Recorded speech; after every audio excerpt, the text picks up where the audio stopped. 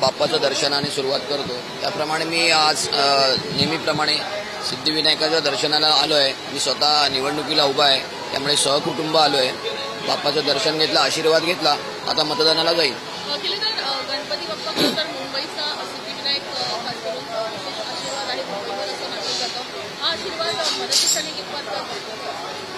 मुळात मी ह्या सिद्धिविनायकच्या मंदिराच्या परिसरातच लहानाचा मोठा झालो आहे, त्यामुळे माझ्यासाठी, आमच्या प्रभादेवीकरांसाठी, दादरकरांसाठी सिद्धिविनायक खूप आराध्य दैवत आहे आमचं.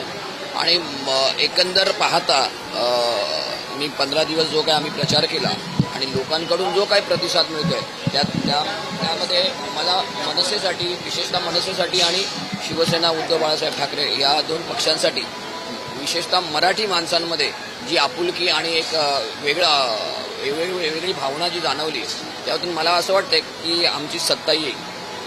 उबाटा, शिवसेना उबाटा गट आणि मनसे संयुक्त युतीची महानगरपालिकेची सत्ता येईल. वातावरण सध्या बघायला मिळते आणि अशामध्येच तुम्ही जो कॉन्फिडन्स सध्या बोलून दाखवता की ठाकरे